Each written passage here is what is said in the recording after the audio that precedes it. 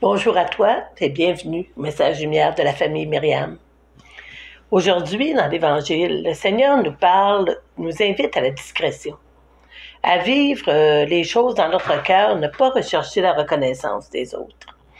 Par exemple, quand on jeûne, quand on prie, quand on fait l'aumône, de garder tout ça dans notre cœur puis dire c'est avec toi, en tête à tête avec toi, Seigneur Jésus. Le Seigneur nous invite à nous enraciner en lui, à nous fortifier pour aller dans la joie, à la rencontre, par exemple, de nos frères et sœurs. Pas juste pour nous, là, pour aller à la rencontre. Parce que la nature humaine, c'est un peu se reposer sur nos talents. On aime ça souvent, s'asseoir sur nos lauriers. Mais Jésus, lui, est-ce qu'il s'est reposé? Est-ce qu'il s'est assis sur ses lauriers? Je ne penserais pas. Eh bien non. Non. Et non. Jésus allait vers les autres. Puis c'est ça qu'il nous demande. Puis des fois, ça nous demande un petit effort de plus. Alors, pour nous renforcer, pour nous pousser à aller vers les autres, ça nous demande des petits bouts d'amour. Des choses, des fois, qu'on n'a pas tellement envie de faire, mais que par amour, on va le faire. C'est ça qui nous renforce, qui renforce la communion. C'est prendre l'attitude de Jésus, puis d'aller vers les autres, par amour. Vous allez trouver que c'est pas la première fois qu'on parle des oui d'amour. Mais c'est parce que Georges et moi, ça nous a tellement aidés tout au long de notre vie à mettre de l'harmonie dans notre vie de couple, dans notre famille, avec les autres.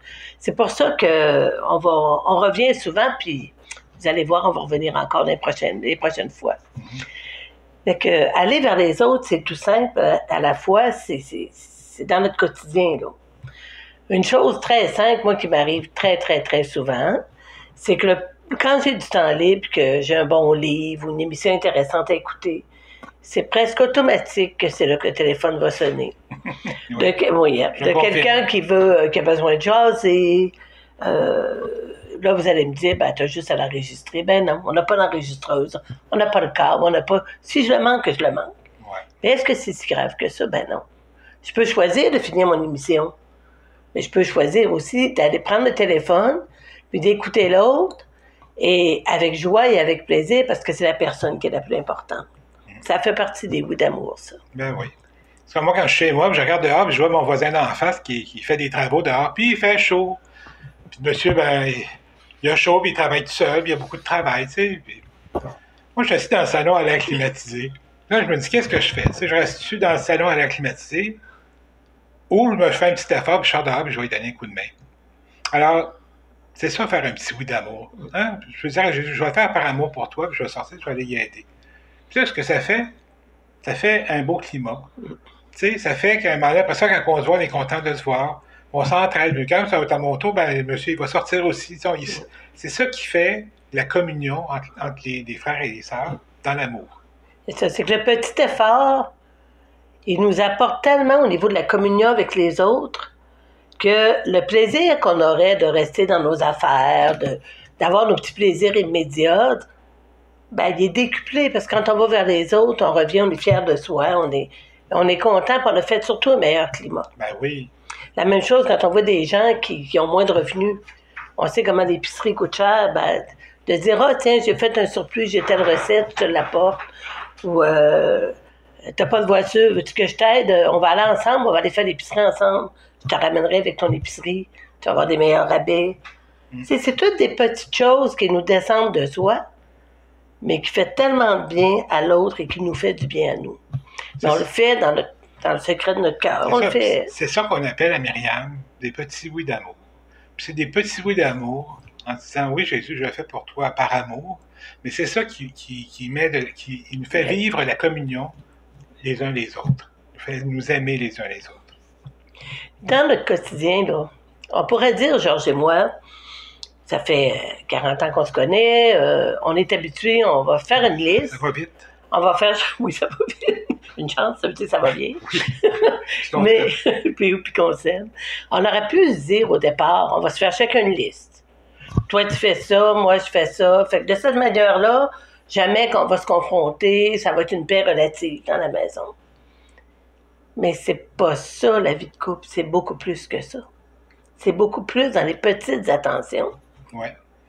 Par exemple, faire le lit pour d'autres. Quand c'est tout le temps le même qui fait le lit, à un moment donné, juste faire le lit pour d'autres. Ou le soir, on va se coucher quand il reste un petit peu de vaisselle. Faire la vaisselle pour pas que l'autre, quand elle va se lever le lendemain matin, qu'il reste de la vaisselle dans l'évier. Elle va se lever, elle va avoir un comptoir tout net, tout propre. Il me semble que ça commence bien une journée. Ou des fois, juste préparer le café la veille pour l'autre, parce qu'on sait que l'autre aime ça, prendre un café en se levant. Toutes des petites choses comme ça, là, ça ne demande pas grand-chose, mais c'est tous des petits gestes d'amour qui font que ça nourrit l'amour, puis que ça fait un grand amour aussi. Puis ça nous descend de soi. Oui.